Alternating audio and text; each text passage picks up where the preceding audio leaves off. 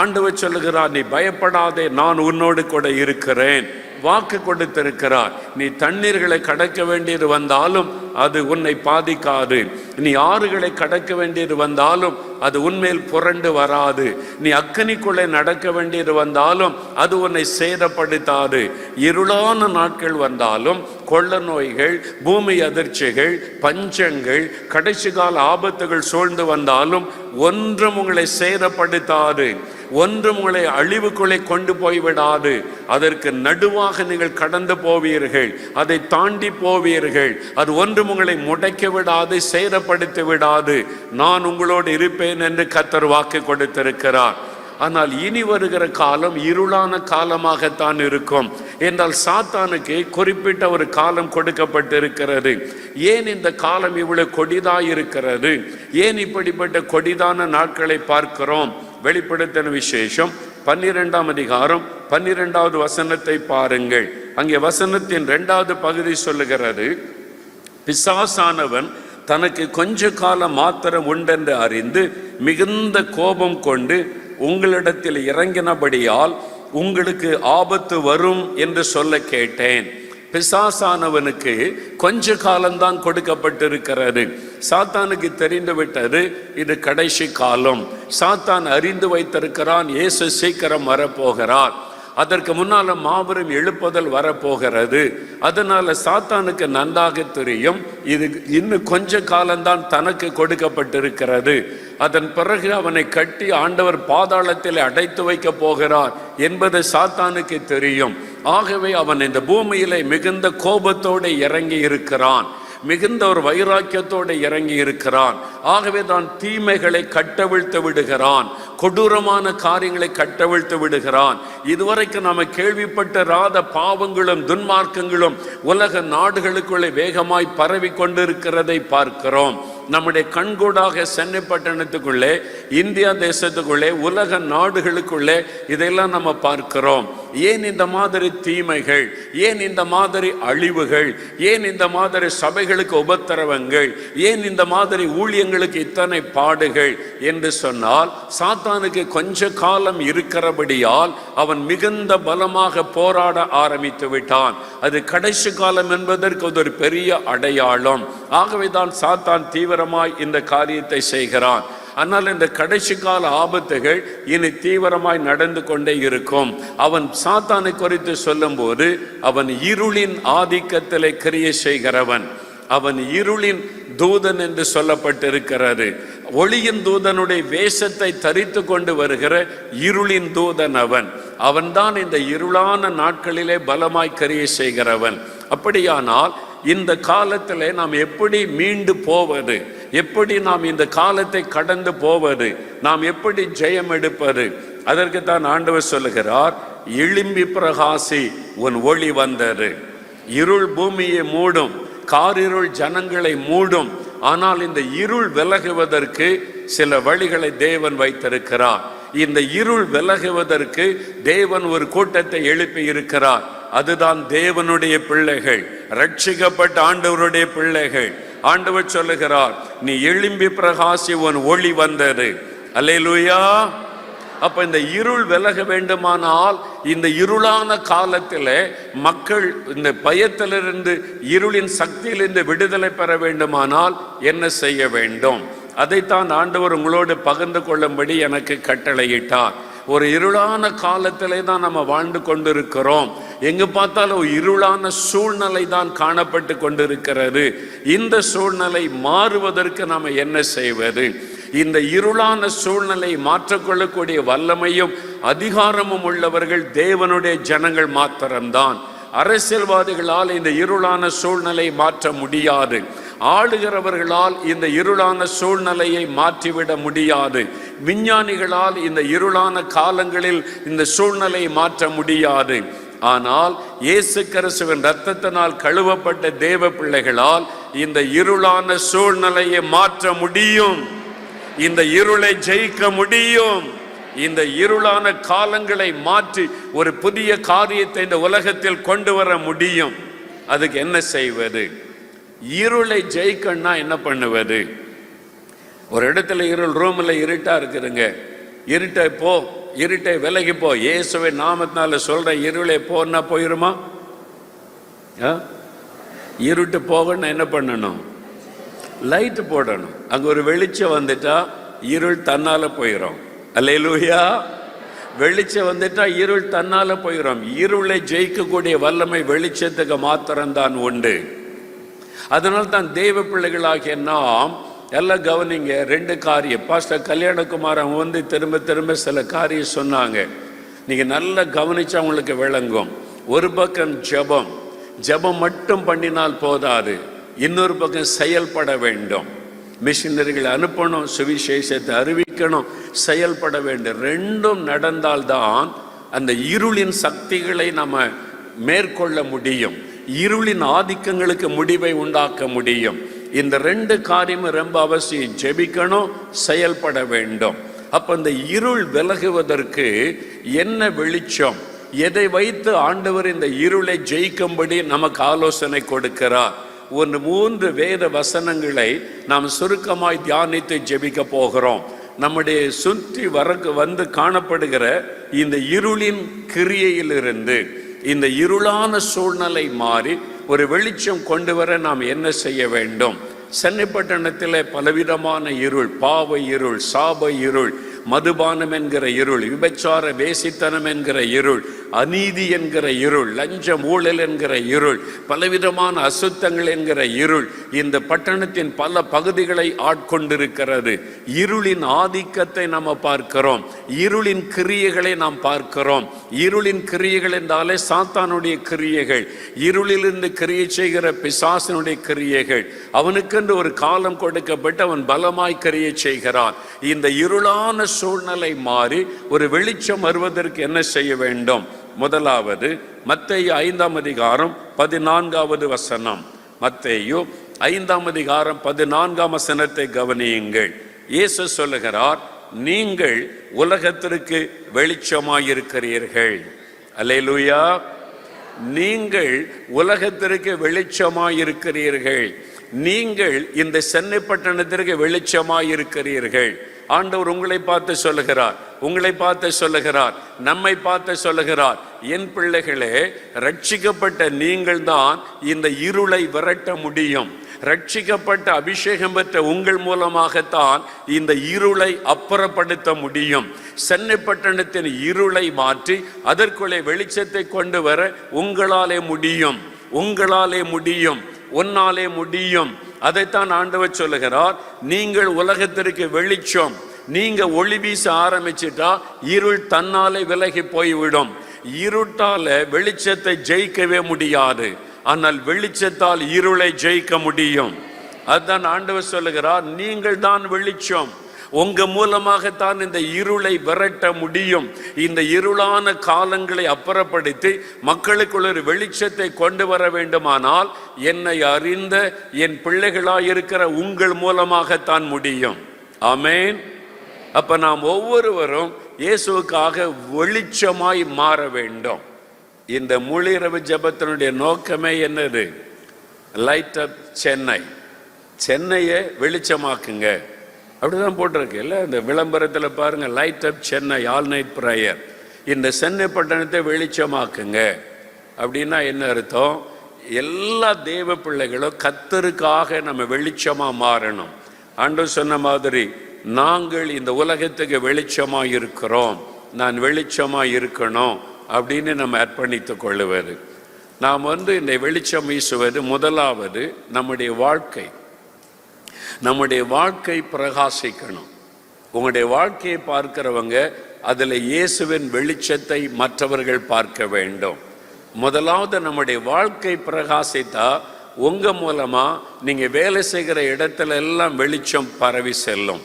நீங்க இருக்கிற தெருவில் வெளிச்சம் பரவும், நீங்க இருக்கிற ஏரியாவில் வெளிச்சம் பரவும். அப்ப அங்க இருக்கிற இருளின் ஆதிக்கங்கள் தானாக அழிக்கப்பட்டு விடும். ஒவ்வொரு தேவ பிள்ளையும் வெளிச்சத்தின் பிள்ளைகளாக ஒளி வீச ஆரம்பிச்சா சாத்தானுடைய இருளின் வல்லமைகள் தானாக ஓய்ந்து போகும், தானாக குறைந்து குறைந்து அழிந்து போகும். ஆகவே நாம் வெளிச்சம் வீசுகிறவர்களாக காணப்பட வேண்டும். ஆதி திருச்சபையில் விசுவாசிகளை குறித்து நம்ம வாசிக்கும் போது பாருங்க, அவங்க ஒளி வீசக்கூடியவங்களா, வெளிச்சம் கொடுக்கக்கூடியவங்களா இருந்தாங்க. அதில் என்னை ரொம்ப கவர்ந்து கொண்ட ஒரு வார்த்தை அப்போஸ்தலர் நடபடிகள் 2ஆம் அதிகாரம், அப்போஸ்தலர் 2ஆம் அதிகாரம் 46வது வசனம் பாருங்க. அப்போஸ்தலர் 2ஆம் அதிகாரம் 46வது வசனம். அவர்கள் ஒருமனப்பட்டவர்களாய் தேவாலயத்திலே அனுதினமும் தரித்திருந்து வீடுகள் தோறும் அப்பம் விட்டு மகிழ்ச்சியோடும் கபடமில்லாத இருதயத்தோடும் போஜனம் பண்ணி தேவனை துதித்து ஜனங்கள் எல்லாரிடத்திலும் தயவு பெற்றிருந்தார்கள். ஒரு கூட்டம், 2 கூட்ட மக்களை பற்றி சொல்லப்படுகிறது. ஒன்று, ரட்சிக்கப்பட்ட தேவனுடைய பிள்ளைகள். அவங்க எப்படி இருந்தாங்களாம்?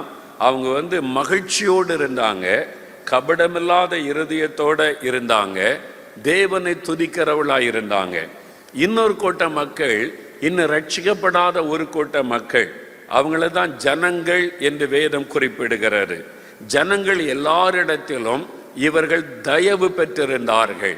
ஜனங்கள்லாம் இவங்களை பார்க்குறாங்க, யார் இவங்க சந்தோஷமா இருக்கிறாங்க, இவங்க யாரையும் புறம் கூற மாட்டேங்கிறாங்க, அடுத்தவங்களை குறை சொல்ல மாட்டேங்கிறாங்க, சண்டை போட மாட்டேங்கிறாங்க, எல்லாத்துக்கிட்டே அன்பாக இருக்கிறாங்க, சிரிச்ச முகமாக இருக்கிறாங்க, எல்லாத்துக்கிட்டே பாசத்தோடு பழகிறாங்களே.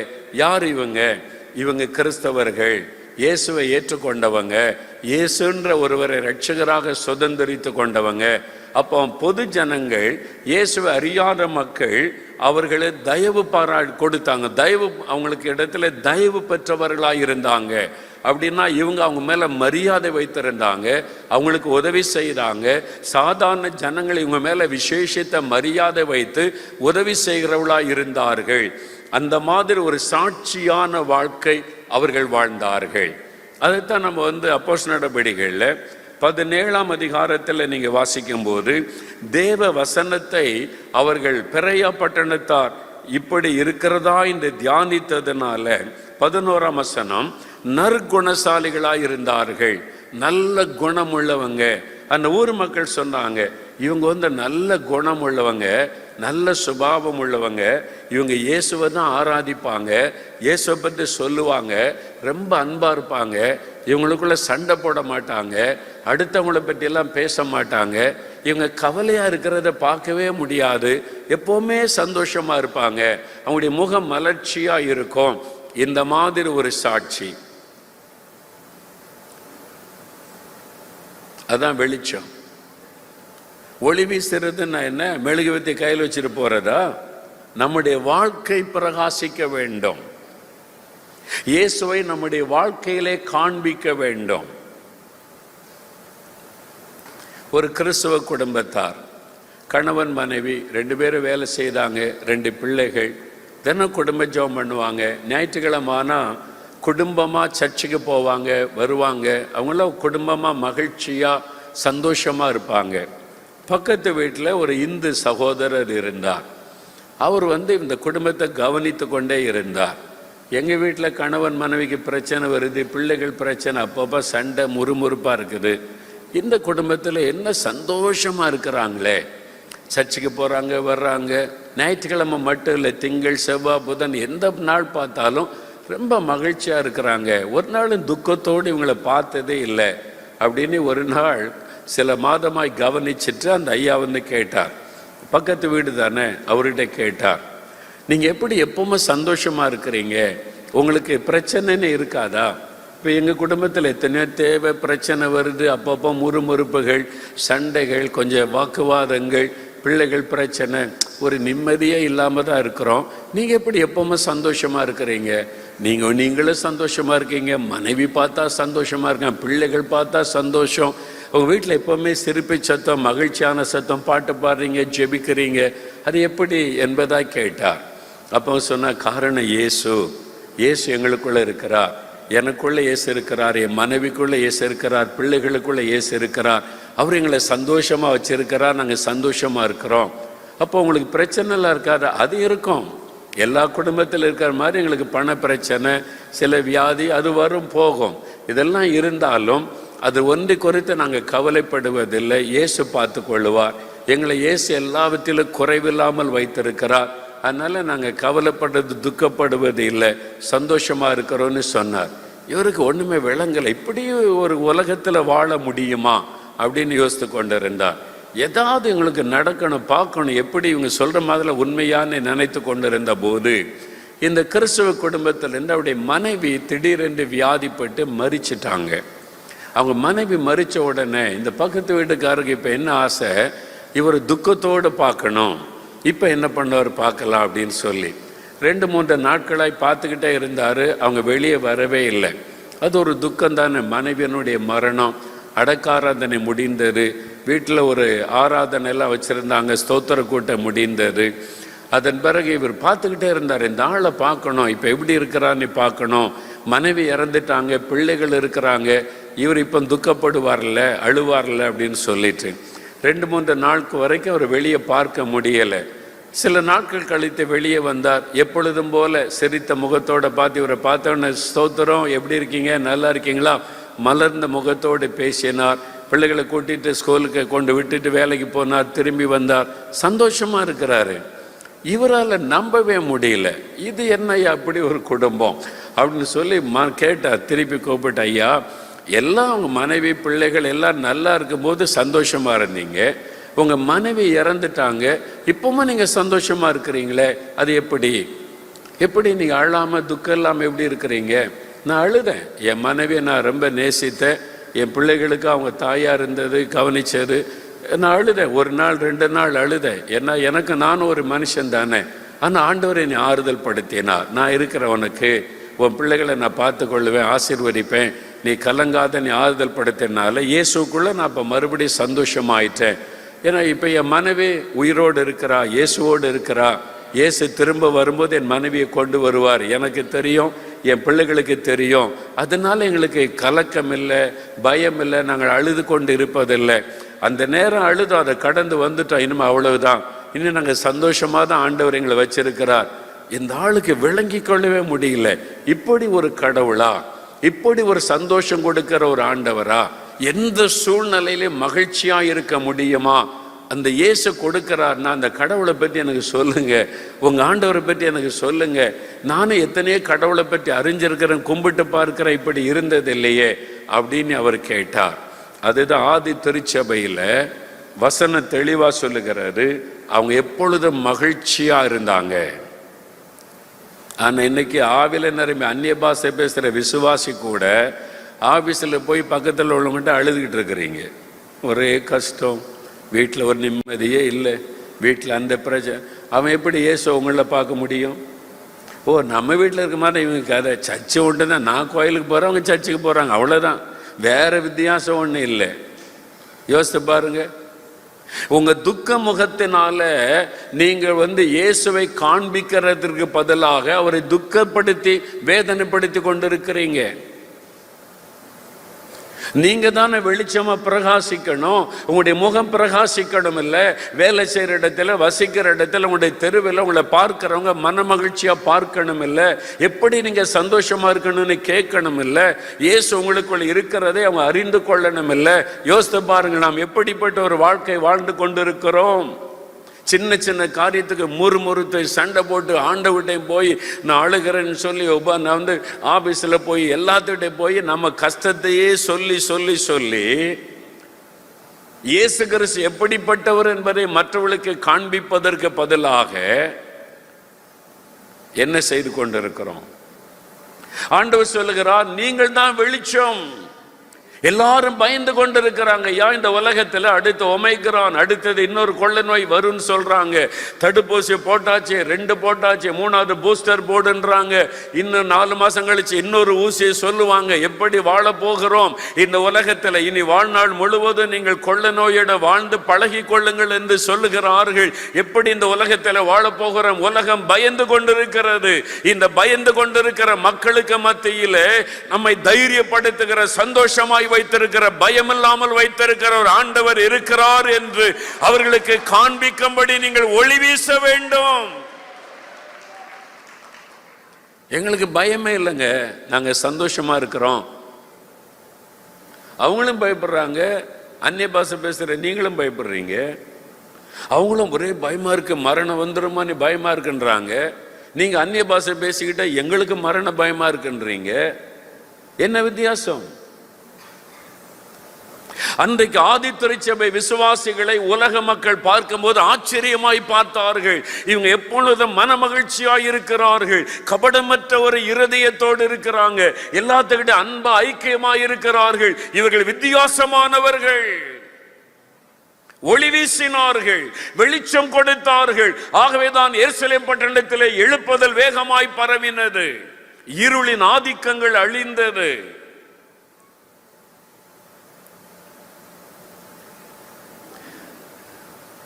ஒரு சர்ச்சில் கிறிஸ்துமஸ் பண்டிகை, இந்த பாட்டு ஆராதனைன்னு வைப்பாங்கல்ல, குடும்பம் குடும்பம் வந்து பாட்டு பாடுவாங்க.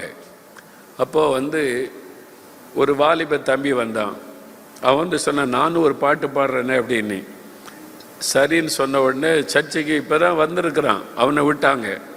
அந்த வாலிபன் பாட்டு பாட முன்னால் சொன்னால், எனக்கு கிறிஸ்துவ பாட்டெலாம் ரொம்ப தெரியாது, நான் கடவுள் நம்பிக்கை இல்லாதவன், இப்போ தான் கொஞ்ச நாள் சர்ச்சுக்கு வர ஆரம்பிச்சு தெரிஞ்ச ஒரு பாட்டை பாடுறேன், ஆனால் அதை விட முக்கியம் ஒரு சம்பவத்தை, ஒரு காரியத்தை சபைக்கு சொல்லணும், அதை சொல்லட்டுமா அப்படின்னு கேட்டேன். போதுகிற சரி சொல்லு தம்பின்னாங்க.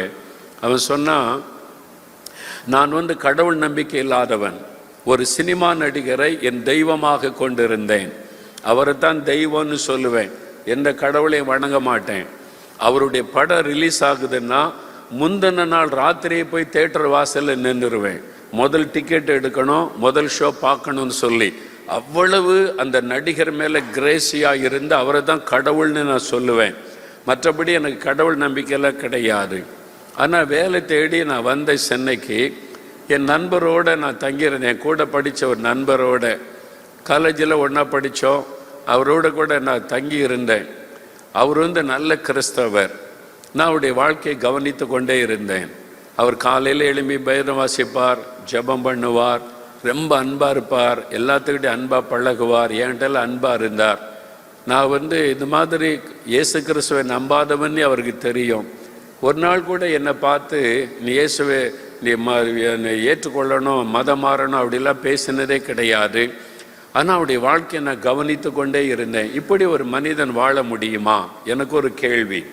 ஒரு வாலிபன் இந்த காலத்தில், இப்படி ஒரு வாலிபன் இப்படி வாழ முடியுமா? இவ்வளோ அன்பாக இருக்கிறாரு, பரிசுத்தமாக இருக்கிறாரு, ஜெபம் பண்ணுகிறாரு. நான் சம்பந்தமில்லாத ஆள், குடும்பத்தான் கிடையாது, என்ன அன்பாக கவனித்து கொள்ளுகிறார். அவருடைய வாழ்க்கையை நான் கவனித்த போது, இவர் வணங்குகிற அந்த இயேசு உண்மையான கடவுளாக இருக்க வேண்டும் என்பதை அறிந்து கொண்டேன். யாரும் எனக்கு இயேசுவை பற்றி சொல்லலை, அவரும் இயேசுவை பற்றி எனக்கு சொல்லவில்லை. என் நண்பருடைய வாழ்க்கை என்னை பாதித்தது. அவருடைய வாழ்க்கையை நான் கவனித்த போது எனக்குள்ளே ஒரு மாற்றத்தை உண்டாக்கினது. இவரே இப்படி இருந்தா இவர் வணங்குகிற கடவுள் எப்படிப்பட்டவராக இருப்பார்?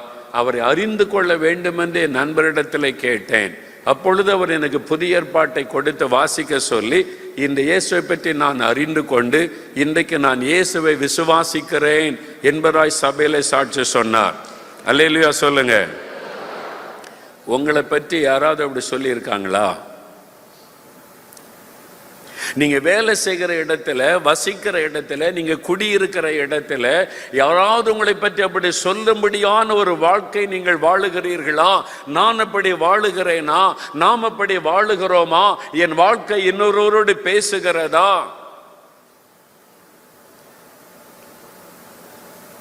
நீங்கள் தான் வெளிச்சம்.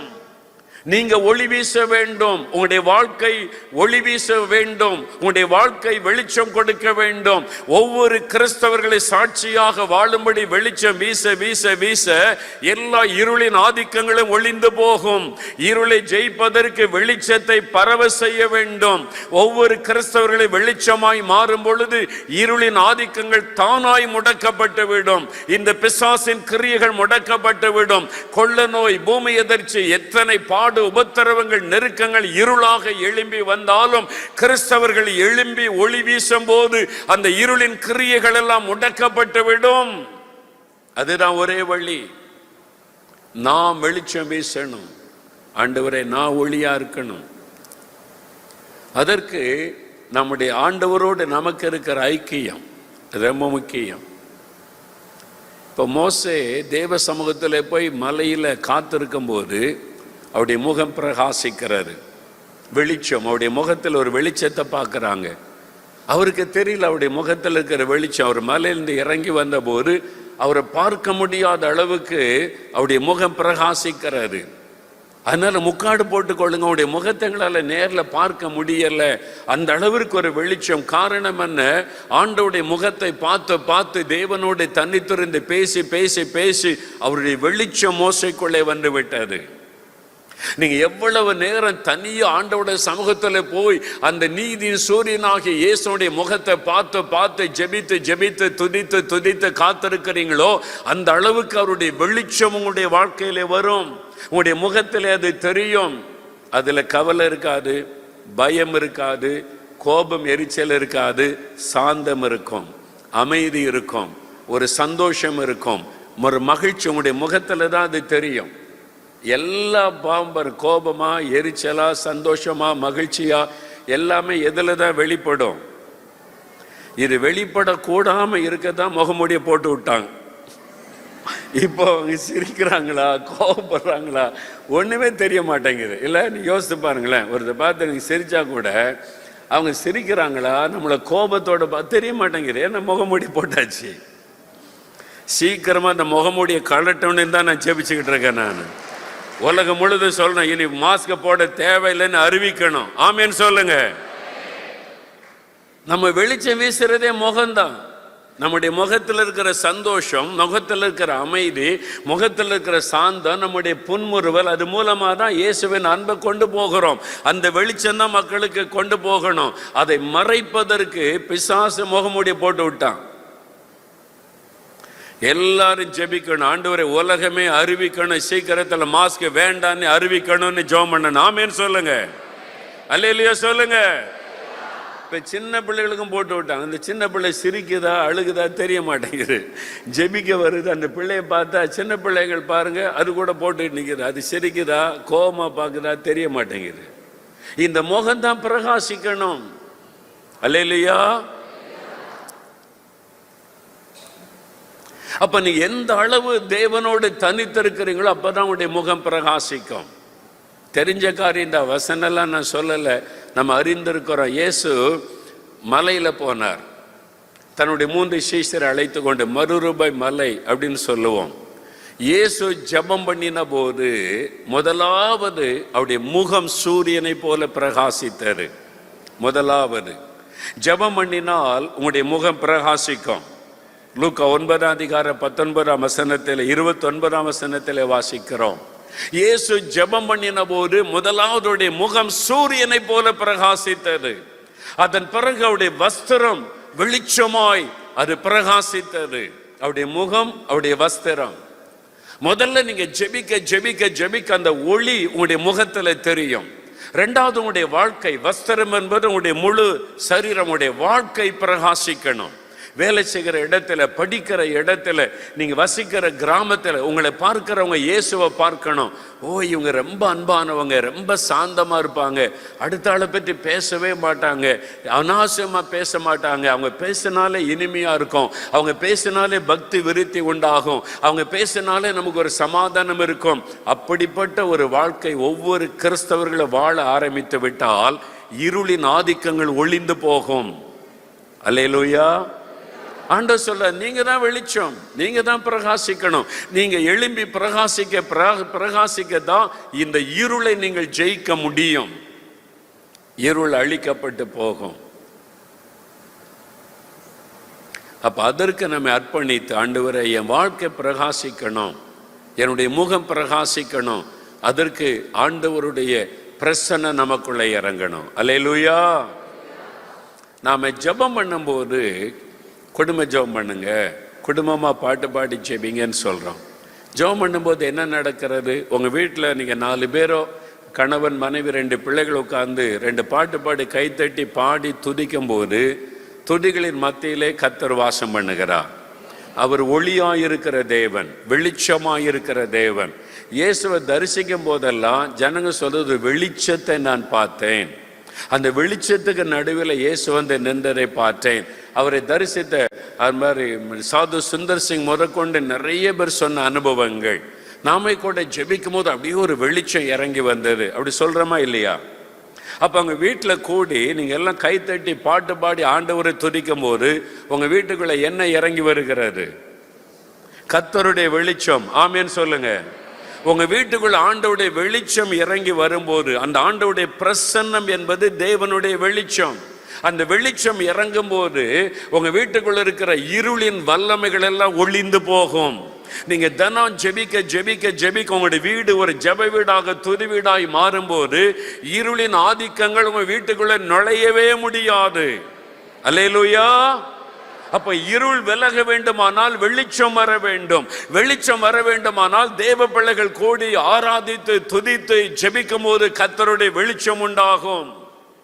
இதே காரியம்தான் சபை. ஒரு கிராமத்தில் ஒரு சபை இருக்குன்னு வைங்க, ஒரு 50 பேர் கூடுறாங்க, 100 பேர் கூடுறாங்க. தனியா ஜெபிக்கும் போது உள்ளதுக்கும் 100 பேர் கூடி ஜெபிக்கிறதுக்கு ஒரு பெரிய வித்தியாசம் இருக்கிறாரு. அதான் சபை கூடி வருதல். நல்ல கவனிங்க. சபை கூடி வருதலை விட்டு விடாதீர்கள் என்று ஆவியானவர் சொல்ல காரணம் என்ன? தனியா ஒருவர் ஜெபிக்கிறதற்கும் 100 பேர் சேர்ந்து ஜெபிப்பதற்குள்ள வித்தியாசத்தை விளங்கி கொள்ள வேண்டும். இப்ப இவ்வளவு பெரிய இடம், எல்லா லைட்டையும் ஆஃப் ஆக்கிட்டா இருட்டா இருக்கும். ஒரு மெழுகுவத்தியை கொண்டு வாங்க, அது வெளிச்சம் தானே. அது எந்த அளவுக்கு வெளிச்சம் கொடுக்கும்? இந்த முழு ரூமுக்கு வெளிச்சம் தர முடியுமா? முடியாது. ஒரு சின்ன இடத்துக்கு மாத்திரம் நம்ம முகம் தெரியும், இப்படியே பார்த்துட்டு போகணும். இங்க வந்திருக்கிற அத்தனை பேர் கையில ஒரு மெழுகுவத்தியை பிடிச்சு எல்லாரும் ஓய்த்தனா எப்படி இருக்கும்? இந்த இடமே பிரகாசமா மாறிடும். அல்லேலூயா. இந்த ரூம்ல இருக்கிற வெளிச்சத்தை நம்ம அத்தனை பேரும் கையில ஆளுக்கு ஒரு மெழுகுவத்தியை வச்சா இந்த இருளை விரட்டி விட முடியும். ஒரு கிராமத்துல ஒரு சபைக்குள்ள 50 பேர் 100 பேர் கூடி வந்து 100 பேர் சேர்ந்து ஆண்டவரை துதித்து ஆராதிக்கும் போது கர்த்தருடைய பிரசன்னம் இறங்கும் போது 100 பேருடைய வாழ்க்கையும் பிரகாசிக்க பிரகாசிக்க அத்தனை பேருடைய ஜெபம் பரலோகத்துக்கு போய் தேவ மகிமை சர்ச்சில் இறங்கும் போது அந்த கிராமத்தில் இருக்கிற விக்கிரக ஆவி, வேசித்தன ஆவி, மந்திர ஆவி, பில்லிசோனி ஆவி, அந்த இருளின் ஆதிக்கங்கள் அழிந்து விடும். அல்லேலூயா சொல்லுங்க. ஆகவேதான் சபை கூடி வருதலை விட்டு விடாதிருங்கள். நீ தனியா ஜெபிப்பதற்கும் கூடி வந்து ஆராதித்து ஜெபிப்பதற்கும் உள்ள வித்தியாசம். நீங்கள் ஒருவர் ஜெபிக்கும் போது ரொம்ப கடினமா ஜெபித்து கொண்டு இருக்கணும். ஒரு சின்ன மெழுகுவத்தியை வைத்து கொண்டு அந்த அங்கங்க போற இடத்துல மட்டும்தான் வெளிச்சம் வரும். ஆனா 100 பேர் சேர்ந்து கர்த்தருக்கு ஒளி வீசும் போது, 100 பேர் சேர்ந்து ஆவில நிரம்பி ஜெபிக்கும் போது, 100 பேர் சேர்ந்து கர்த்தரை ஆராதிக்கும் போது, கர்த்தருடைய மகிமை இந்த ஆலயத்துக்குள்ள இறங்கும் போது அந்த கிராமத்தில் இருக்கிற இருளின் வல்லமைகள் எல்லாம் விலகித்தானாக வேண்டும். அல்லேலூயா. ஆகவேதான் ஆண்டவர் சொல்லுகிறார், சபை கூடி வருதலை விட்டு விடாதிருங்கள். நீங்க கூடி வந்து ஆராதிக்கணும், கூடி வந்து ஜெபிக்கணும். நீங்கள் இணைந்து வரும் பொழுது அங்கு உள்ள அந்த வெளிச்சம் மிக பிரமாதமாக அந்த வெளிச்சம் வீச ஆரம்பிக்கும் போது இருள் விலகி போகும். அதனால தான் அந்த ஜெபம் கூடி வந்து ஜெபிப்பது அவ்வளவு முக்கியம். அமெரிக்காவில் மிசௌரி என்கிற அந்த மாநிலத்தில் கென்சாஸ் அப்படின்னு ஒரு சிட்டி இருக்கு, கென்சாஸ் சிட்டி. அங்கே வந்து இன்டர்நேஷனல் ஹவுஸ் ஆஃப் ப்ரேயர் அப்படின்னு ஒரு இடம் இருக்குது. 24 மணி நேரம் ஜெபம். இந்த வருஷம் 22வது வருஷம், 22 வருஷமா அங்கே வந்து அந்த ஜெபம் ஆரம்பிச்சு இன்டர்நேஷனல் ஹவுஸ் ஆஃப் ப்ரேயர். அந்த இடத்துக்கு நான் போயிருக்கிறேன். 24 மணி நேரம் ஜெபம் நடந்துக்கிட்டே இருக்கு. ஒரு ஹால், ஒரு சின்ன ஹால் வச்சிருக்கிறாங்க.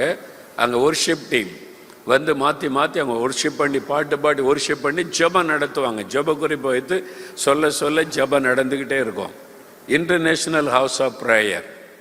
அந்த சிட்டியை நான் பார்க்கணும் அப்படின்னே நான் போனேன். நான் பேட்ரிக் ஜாஷுவானு சொன்னாங்க, நான் போயிட்டு வந்தேன், நீங்கள் போயிட்டு வாங்க பிரதர்னு சொல்லி என்னை கூட்டிகிட்டு போங்கன்னு சொல்லி நான் போயிருந்தாங்க. போயிட்டு அந்த இடத்தெல்லாம் பார்த்துட்டு அந்த ஊழியத்தெல்லாம் பார்த்துட்டு வந்தோம். அப்போ அந்த இடத்தை சுற்றி காண்பிக்க அந்த ஊழியத்தில் உள்ள ஒரு நண்பர் எங்களை கூட்டிக்கிட்டு போனார்.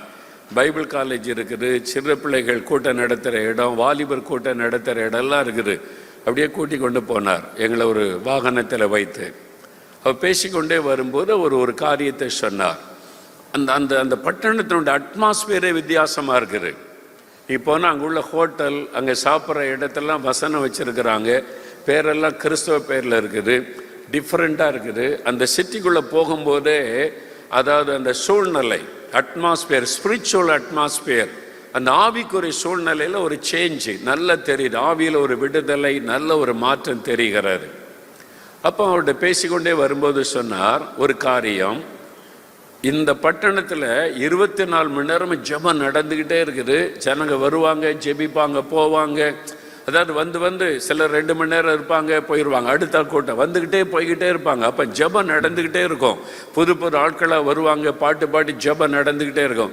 ஒரே மக்கள் 8 மணி நேரம் ஜெபிச்சுட்டு போகிறது அப்படி கிடையாது. வந்துக்கிட்டே இருப்பாங்க, போய்கொண்டே இருப்பாங்க. 2 மணி நேரம் இருப்பாங்க, போயிடுவாங்க. அடுத்த டீம் அப்படி வந்துக்கிட்டே இருப்பாங்க. ஆட்கள் வந்து போக ஜெபம் நடந்துக்கிட்டே இருக்குது 24 மணி நேரமும். நாங்கள் கொஞ்ச நேரம் அங்கே உட்காந்து சில மணி நேரம் ஜெபம் பண்ணிட்டு வந்தோம். அப்போ அந்த வழிகாட்டிக்கிட்ட பேசிட்டு வரும்போது சொன்னார், இந்த பட்டணத்தில் இருக்கிற போலீஸ் ஸ்டேஷனுக்கு அந்த புதுசாக ட்ரைனிங் எடுத்த போலீஸ்காரங்க வரமாட்டேங்கிறாங்க. காப்ஸ்ன்பாங்க அமெரிக்காவில், காப்ஸ் போலீஸ்காரங்களுக்கு ட்ரைனிங் எடுத்த புதுசாக வாலிபர்கள் வருவாங்கள்ல, ட்ரைனிங் எடுத்த போலீஸாக இந்த போலீஸ் ஸ்டேஷனுக்கு போ, கேன்சர் சிட்டியில் உள்ள இந்த சிட்டிக்கு போன்னா அங்கே போகிறதுங்க, என்ன அங்கே அனுப்பாதங்கன்னு சொல்கிறாங்க. ஏன் போலீஸ்காரங்க வர மாட்டேங்கிறாங்க அப்படின்னு கேட்டேன் நான். அவர் சிரித்து கொண்டு சொன்னார், அங்கே வந்தால் அவங்களுக்கு வேலையே இருக்காது. புதுசாக ட்ரைனிங் எடுத்துகிட்டு வர போலீஸ்காரங்களுக்கு என்ன ஆசை இருக்கும்?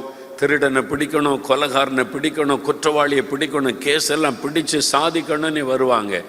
இங்கே வந்தால் நோ கிரைம், இந்த சிட்டியில் கிரைமே இல்லை. அதனால யாரையும் அவங்களுக்கு பிடிக்கிறதுக்கு வேலையே இல்லை. போலீஸ்காரங்க வந்தால் சும்மா தான் உட்கார்ந்துருக்கணும், அவங்களுக்கு வேலையே கிடையாது. அதனால இந்த ஸ்டேஷனுக்கு வர மாட்டேங்கிறாங்கன்னு சொன்னாங்க. புரியுதா உங்களுக்கு? நான் சொல்றது விளங்குதா இல்லையா? அப்போ எழுப்புதல் வந்துட்டா சென்னை பட்டணத்தில் போலீஸ்காரங்களுக்கு என்ன இருக்காது? ஏன்னா திருடன் இல்லை, குடிகாரன் இல்லை, விபச்சாரக்காரன் இல்லை, கடத்திரவன் இல்லை, எல்லாம் ஆவிக்குரிய அட்மாஸ்பியர் சேஞ்ச் ஆகிட்டு நோ கிரைம் இந்த சிட்டினா போலீஸ்காரங்களுக்கு வேலை இல்லை. அதான் எழுப்புதலுடைய உச்சக்கட்டம்.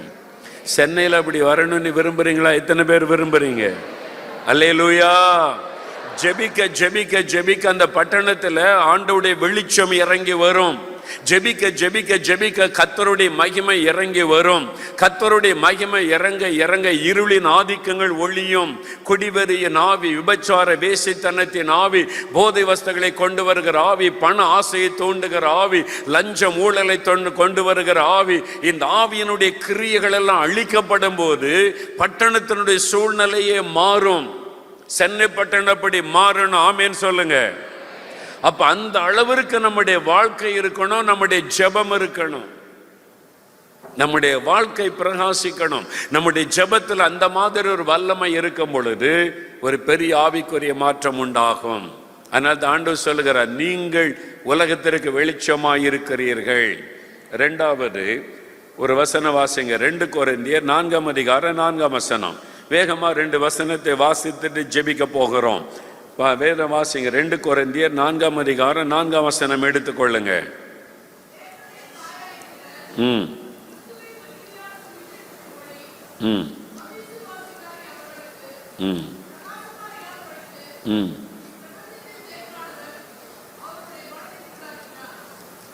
தேவனுடைய சாயலாயிருக்கிற கிறிஸ்துவின் மகிமையான சுவிசேஷத்தின் ஒளி.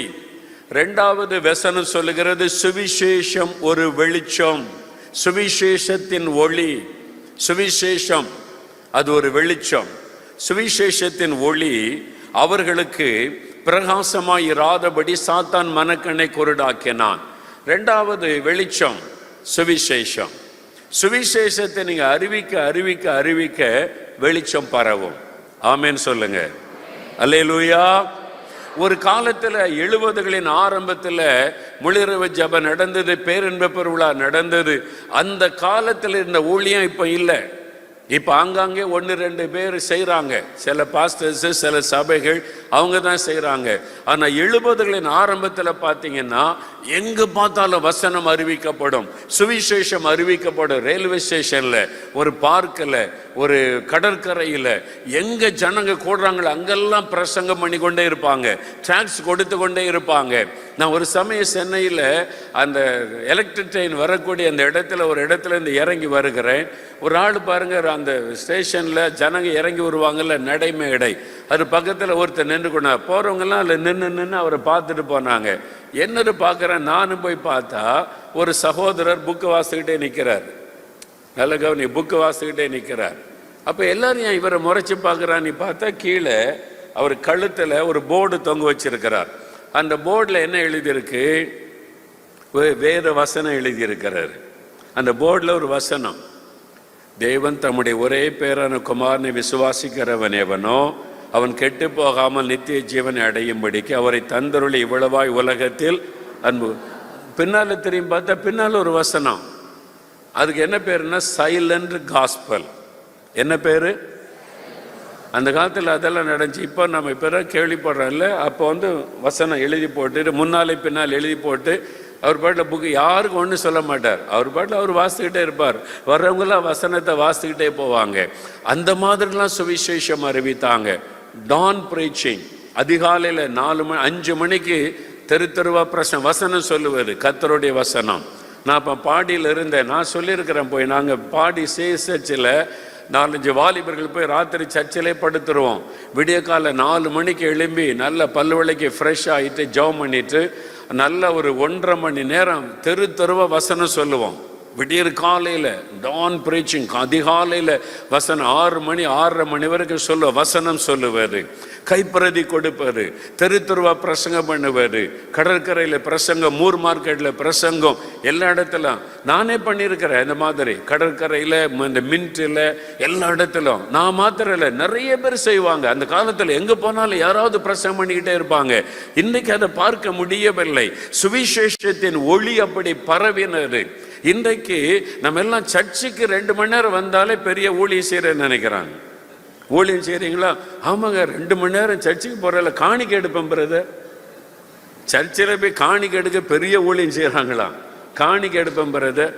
எனக்கு ஊழியமா தர மாட்டேங்கிறாங்க. என்ன தர மாட்டேங்கிறாங்க? மைக் தர மாட்டேங்கிறாங்க. தந்தா தானே பாட்டு பாட முடியும். ஊழியம் என்ன? வெளியே போய் சுவிசேஷத்தை அறிவிக்கணும். அல்லேலூயா. சுவிசேஷத்தின் ஒளியை நீங்கள் பரவ செய்தா இந்த இருளின் ஆதிக்கங்கள் முடிவடையும். கொள்ள நோய் ஓய்ந்து போகும். இந்த இனி வரக்கூடிய தீமைகள் எல்லாம் ஒளிந்து போகும். இதெல்லாம் ஒளிய பண்ண ஒரே வழி, இந்த வெளிச்சத்தை நம்ம பரவ செய்யணும். சுவிசேஷம் என்கிற வெளிச்சத்தை பரவ செய்யணும். அப்பொழுது தானாக கொள்ள நோய் ஓய்ந்து விடும். ஆமேன் சொல்லுங்க. ஆமேன். ஆமா, நீங்க டெய்லி கையை கழுவி சோப்பு போடுறதுனால இந்த கொரோனா அழியாது. மாஸ்க் போட்டுக்கொண்டே போறதுனால கொரோனா அழியாது. ஆனா நீங்க சுவிசேஷ வசனத்தை பரவ செய்தா இந்த தீமையெல்லாம் ஒளிந்து போகும். இந்த வெளிச்சம் பரவ பரவ பரவ இருளின் கிரியைகள் முடக்கப்பட்டு விடும். சாத்தானுடைய திட்டங்கள் முடக்கப்பட்டு விடும். எல்லாரும் வெளிச்சம் வீசணும். ஒருவர் 2 பேர் அல்ல. எவ்வளவு அதிகமாக சுவிசேஷத்தை அறிவிக்க அறிவிக்க அறிவிக்க இருள் மாறும். இப்ப பாருங்களேன், இந்த 2 வருஷமா சுவிசேஷமே இல்லை, கூட்டமே நடத்த முடியல, பப்ளிக் மீட்டிங்கே கிடையாது. அந்த வசனத்தை பப்ளிக் மீட்டிங்ல சொல்ல சொல்ல சொல்லதான் அந்த வெளிச்சம், அந்த வசனத்தின் வெளிச்சம் மக்களுக்குள்ள பரவ பரவ இருளின் கிரியைகள் முடக்கப்பட்டு இருந்தது. சாத்தானுக்கு அது தெரியும். அதனால பாருங்க, இப்ப பப்ளிக் மீட்டிங்கே கிடையாது, சுவிசேஷம் அறிவிக்கிறதே கிடையாது. முன்னாலாவது கன்வென்ஷன் கூட்டம், அது இது அங்கங்க கூட்டம் நடந்து பிரசங்கம் நடந்துகிட்டே இருக்கு. சென்னையில் எவ்வளவு கூட்டம் நடக்கும். கடற்கரையில, தெருக்கள்ல ஒவ்வொரு சர்ச்சு கன்வென்ஷன் வைப்பாங்க, தெருக்கள்ல கூட்டம் வைப்பாங்க. வசனம் அறிவிக்கப்படும், பிரசங்கம் பண்ணப்படும். கர்த்தருடைய வசனம் அறிவிக்கப்பட அறிவிக்கப்பட காத்துல ஆண்டவருடைய வசனம் பரவி செல்லும். இருளின் ஆதிக்கங்கள் எல்லாம் அழிந்து கொண்டிருந்தது. ஆனா இப்போ காத்துல வேண்டாத வீடியோக்களும் ஆடியோக்களும் தான் பரவி கொண்டிருக்கிறது, நிரம்பி இருக்கிறது. நம்ம இனி வசனத்தை பரவ செய்யணும். ஆமென் சொல்லுங்க. அல்லேலூயா. அப்ப அந்த வெளிச்சம், சுவிசேஷம் என்கிற வெளிச்சம், எல்லாரும் சுவிசேஷத்தை அறிவிக்க வேண்டும். அந்த காலம் வந்து விட்டது. நீங்க போன வருஷத்துல சுவிசேஷம் அறிவிச்சிங்களா? நீங்களே கேள்வி கேட்டு பாரு, எத்தனை பேருக்கு அறிவிச்சீங்க? இந்த சுவிசேஷத்தின் வெளிச்சத்தை கொண்டு போனீங்களா? உங்க பக்கத்து தெரு, பக்கத்து வீடு, உங்க பக்கத்து கிராமம், எத்தனை பேருக்கு இந்த சுவிசேஷத்தை அறிவிக்கும்படி கடந்து போனீங்க? இந்த சுவிசேஷத்தின் வெளிச்சத்தை அந்த வீட்டுக்குள்ள கொண்டு போனீங்களா? இந்த வெளிச்சத்தை நீங்க பரவ செய்தா இருளின் ஆதிக்கங்கள் முடிவடையும். பஞ்சாபில் 1906 ஒரு எழுப்புதலுக்காக ஜான் ஹைட் என்கிற தெய்வ மனிதர் அமெரிக்காவில் வந்து இந்த மிஷினரி வந்து ஒரு பெரிய ஜெப மாநாடு நடத்தி எல்லா சபைகள் ஊழியக்காரங்களை ஒன்று கூட்டி எழுப்புதலுக்காக ஜெபிக்க வைத்தார். அவர் வந்து பிரேயிங் ஹைட் என்று அழைக்கப்பட்டார். ஜெபிக்கிற ஹைட், அவர் பெயர் ஹைட், ஜான் ஹைட். கடைசியில் அவர் ஜெபிக்கிற ஹைட் என்று அழைக்கப்பட்டார். மணிக்கணக்காக முழங்காலே நின்று ஜெபம் செய்வாராம். அவருடைய சரித்திரத்தை நான் வாசித்த போது ஒரு வருஷம் ஆண்டவரிடத்தில் கேட்டார், ஆண்டவரே இந்த வருஷம் 1906 என்று நினைக்கிறேன், தினம் எனக்கு ஒரு ஆத்மா வேணும், தினம் ஒரு ஆத்மா எனக்கு வேணும். நான் ரட்சிப்பை பற்றி சொல்லுவேன், ரட்சிக்கப்படணும், எனக்கு தினம் ஒரு ஆத்மா தாங்க அப்படின்னு மணிக்கணக்காக ஜெபம் செய்வாராம். அந்த வருஷ கடைசியில் பார்த்தா ஒரே வருஷத்தில் 400 ஆத்மாக்களை தேவன் அவருக்கு கொடுத்து விட்டார். 400 ஆத்மாக்களை ரட்சிப்புகளை நடத்தி விட்டார். அல்லேலூயா சொல்லுங்க. அவர் கேட்டது தினம் ஒரு ஆத்மா, ஆனா தேவன் கொடுத்தது அதற்கும் அதிகமாய் 400 ஆத்மாக்கள். அவருக்கு ரொம்ப சந்தோஷம், 400 பேரை ரட்சிப்புகளை நடத்திட்டோமேன்னு சொல்லி அதுக்கு அடுத்த வருஷம் ஆண்டவர்கிட்ட கேட்டாராம், தினம் எனக்கு 2 ஆத்மா வேணும் ஆண்டவரே, எனக்கு தினம் 2 ஆத்மா கொடுங்க, 2 ஆத்மா கொடுங்கன்னு ஜெபம் செய்வாராம். அந்த வருஷத்துல 800க்கும் அதிகமான ஆத்மாக்களை ரட்சிப்புகளை நடத்தி இருக்கிறார் ஒரே வருஷத்துல.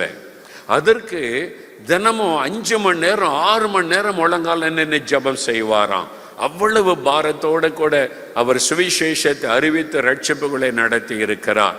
இந்த 2022 ஆண்டவரே எனக்கு வீடு வேணும், வேலை நிரந்தரமாகணும், ஒரு பைக்கு வாங்கணும், பிள்ளைக்கு திருமணம் நடக்கணும், என் பிள்ளைக்கு கட்டார், இந்த வருஷத்தில் குழந்தை செல்வம் தரணும், என்னென்னோ காரியத்துக்கெல்லாம் ஜெபம் பண்ணி இருக்கிறோம், ஆண்டவர்கிட்ட லிஸ்ட் வச்சிருக்கிறோம்.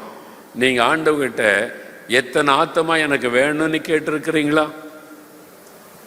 யோசித்து பாருங்க. ஆண்டவரே எனக்கு ஆத்மா கொடுங்க, இந்த வருஷம் நான் ஒரு 5 ஆத்மாவாவது ரட்சிப்புகளை நடத்தணும், ஒரு 10 ஆத்மாவையாவது ரட்சிப்புகளை நடத்தணும் அப்படின்னு ஆண்டவர்கிட்ட கேட்டீங்களா?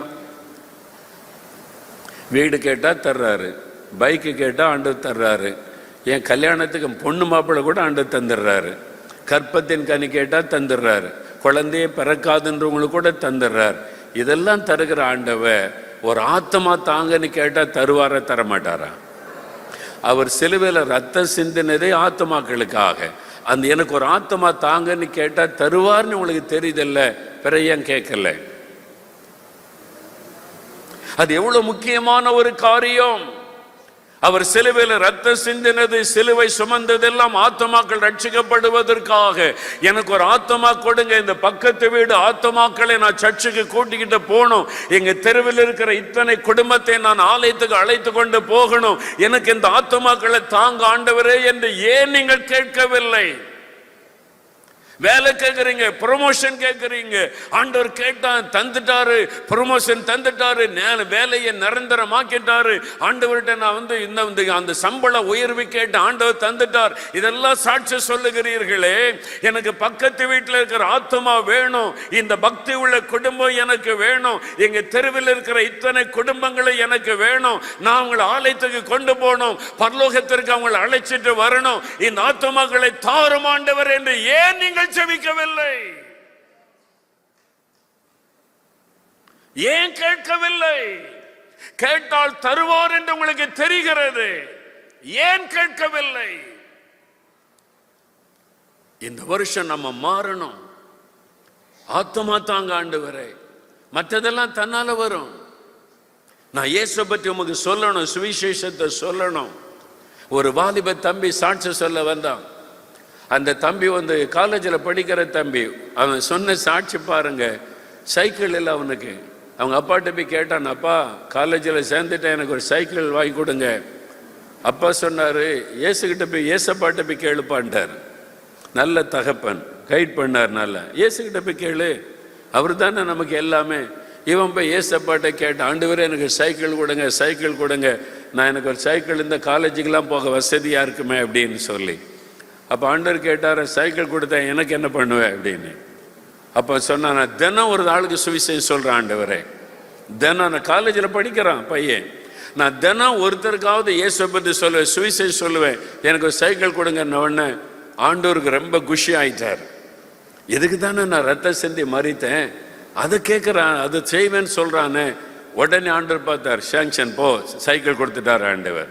அவன் சொல்கிறான், இப்போ தினம் ஒரு ஆளுக்கு நான் சுவிசேஷம் சொல்கிறேன், எனக்கு ஆண்டவர் சைக்கிள் தந்துட்டார்.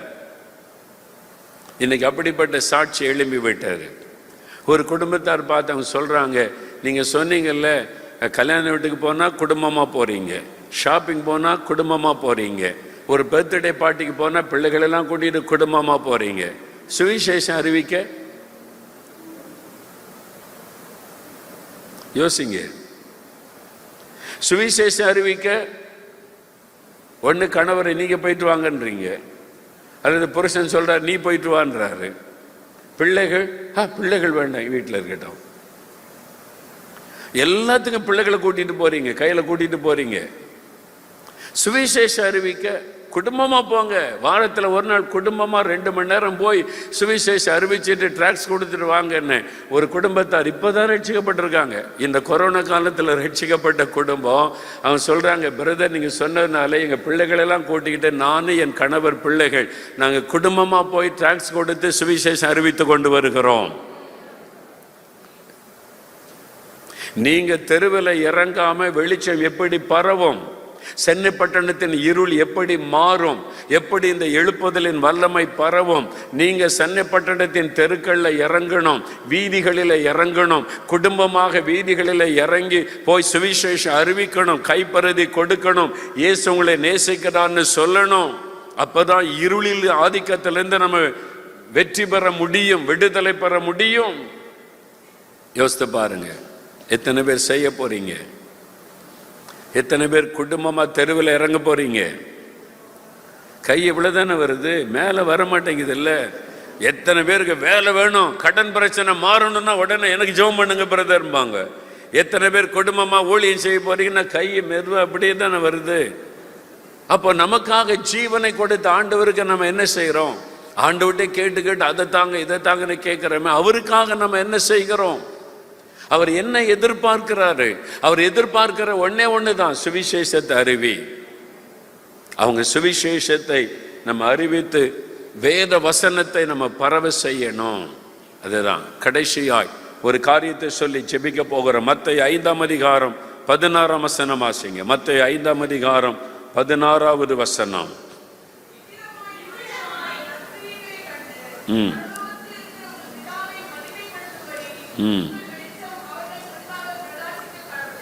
மனுஷர் உங்கள் நற்கிரியைகளை கண்டு, உங்களுடைய நற்செயல்களை கண்டு, நற்கிரியைகளை கண்டு பரலோகத்தின் தேவனாகிய கர்த்தரை மகிமைப்படுத்தும்படி, பிதாவை மகிமைப்படுத்தும்படி உங்களுடைய வெளிச்சம் அவர்கள் முன்பாக பிரகாசிக்க கடவது.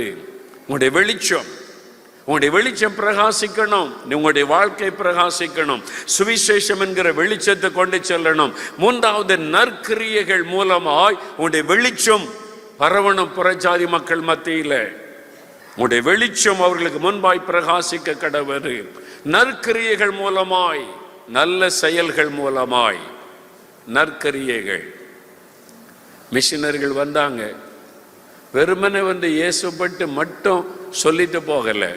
இந்த ஜனங்கள் பாவம் படிப்பறிவில்லை, அவங்களுடைய வாழ்க்கை எதிர்காலம் நல்லா இருக்குன்னு அவங்க படிக்கணும், ஸ்கூல் ஆரம்பிச்சாங்க. ஒரு வியாதி வந்தால் ரொம்ப கஷ்டப்படுறாங்க, மரிச்சு போயிடுறாங்க, இவங்களுடைய வாழ்க்கை பாதுகாக்கப்படணும், ஆஸ்பத்திரி ஆரம்பிச்சாங்க. மக்களுக்கு நற்கிரியைகளை செய்தாங்க.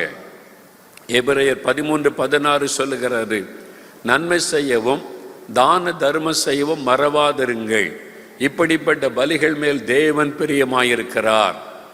நன்மை செய்யுங்க, தர்மம் செய்யுங்க, நற்கிரியை செய்யுங்கன்னு வேதம் சொல்லுகிறாரு.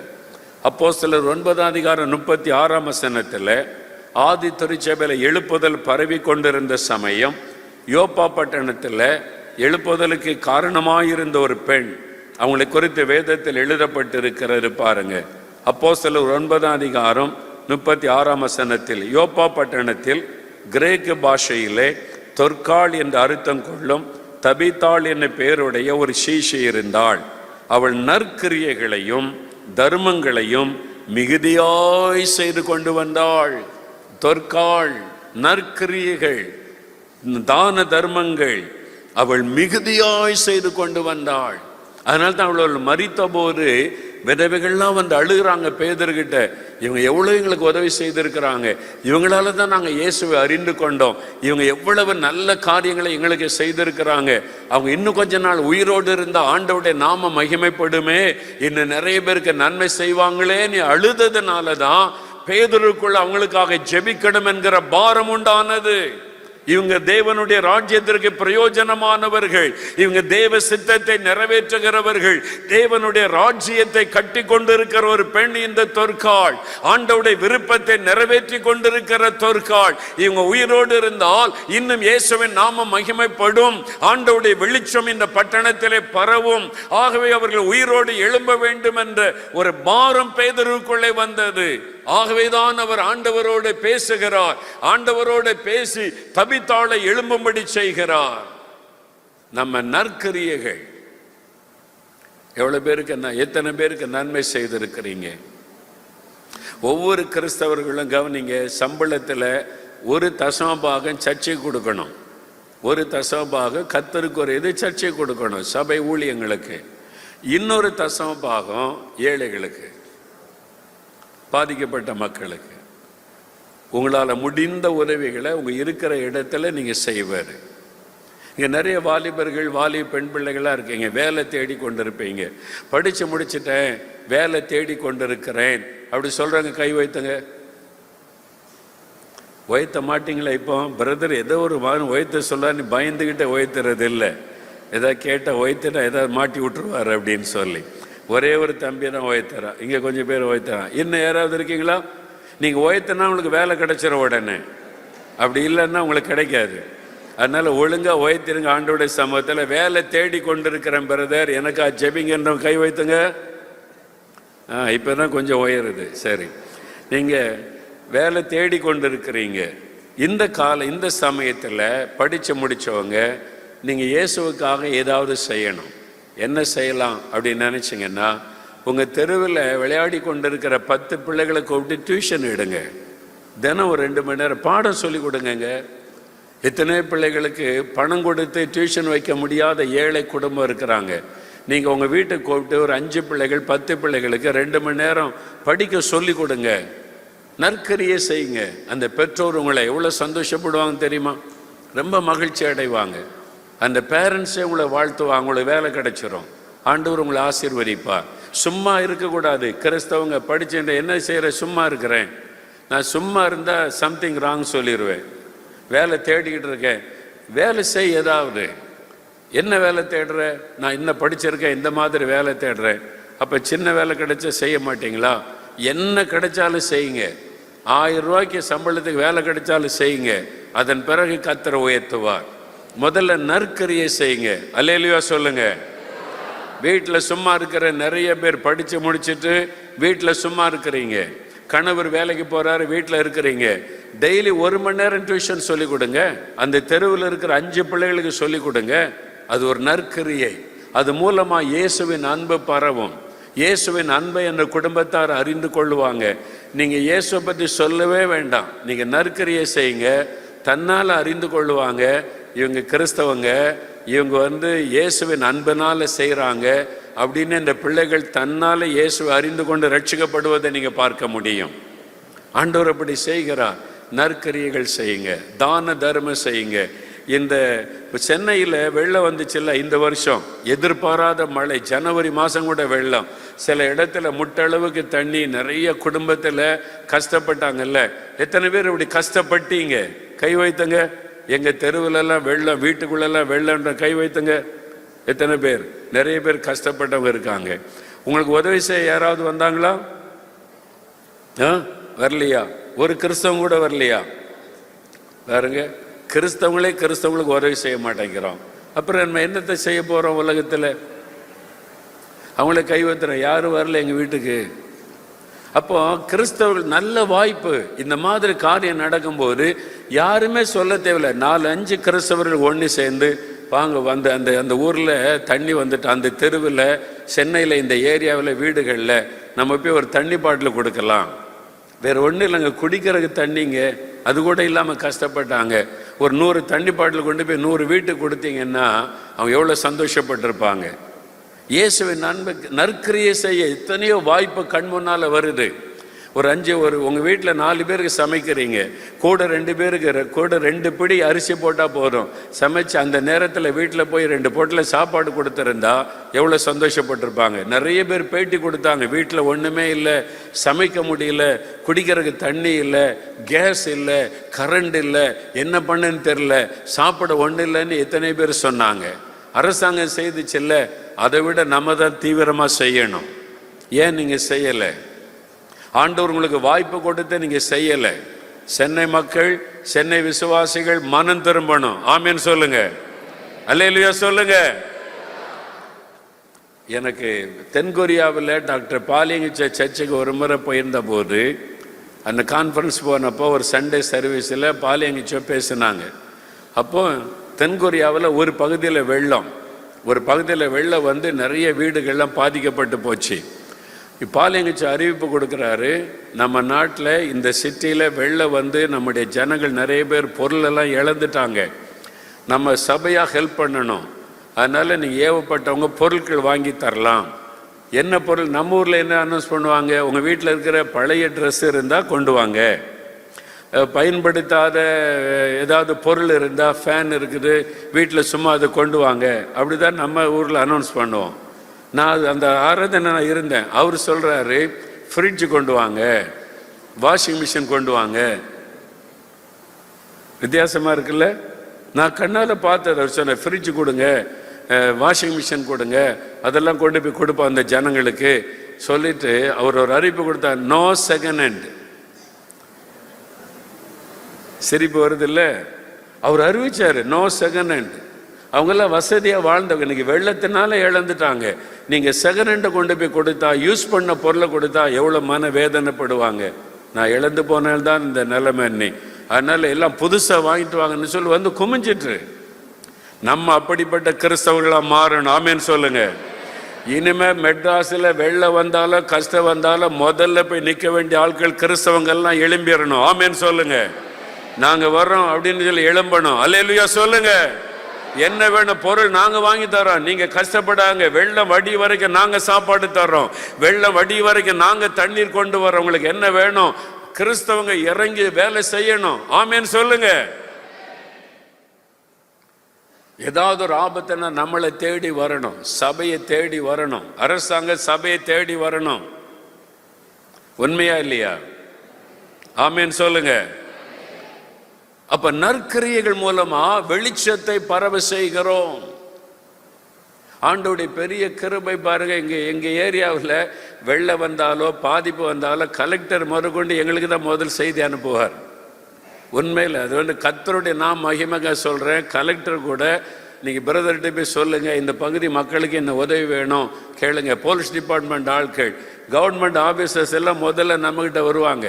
விவசாயிகளுக்கு இவங்களுக்கு உதவி செய்யணும், ஓகே என்ன செய்யணும் செஞ்சிருவோம், இவ்வளோ பேருக்கு சாப்பாடு கொடுக்கணும் செஞ்சிருவோம், இவ்வளோ பேருக்கு இந்த உதவி செய்யணும் செஞ்சிருவோம். அதனால ஆண்டவருடைய வெளிச்சம் பரவுகிறது. அல்லேலூயா சொல்லுங்க, அல்லேலூயா சொல்லுங்க. ஆண்டவருடைய வெளிச்சத்தை பரவ செய்கிற நற்கிரியைகள் மூலமாய். அதனால எல்லாருமே ஆண்டவருடைய நாமத்தை அறிந்து கொள்ளும்படிக்கு ஆண்டவர் செய்கிறார். நீங்க இனிமேல் சென்னை பட்டணத்தில் ஒரு பிரச்சனை வந்து அத்தனை கிறிஸ்தவர்களும் தெருவில் இறங்கி போய் உதவி செய்யணும். ஆமேன்னு சொல்லுங்க. வாயை திறக்க மாட்டேங்கிறீங்க. நாங்க செலவு பண்ணி பழக்கம் கிடையாது. ஆண்டவர்கிட்ட கேட்டு கேட்டு வாங்கி தான் பழக்கம். வாங்குவதை பார்க்கல, கொடுப்பதே பாக்கியம். அதனால இனிமே நற்கிரியைகள் மூலமா இயேசுவுடைய வெளிச்சத்தை நம்ம பரவ செய்ய வேண்டும். அல்லேலூயா. நிறைய சபைகள் செய்கிறாங்க. இப்போ நிறைய சபைகளில், நிறைய சர்ச்சஸில், தமிழ்நாட்டில் பல இடத்துல சாப்பாடு செஞ்சு உணவில்லாத ஆளுகளுக்கு போய் ஒருவேளை உணவு கொடுக்குறாங்க. தெரியுமா உங்களுக்கு? பாண்டிச்சேரியில் ஒரு பெண்டிகா சர்ச்சை செய்கிறாங்க.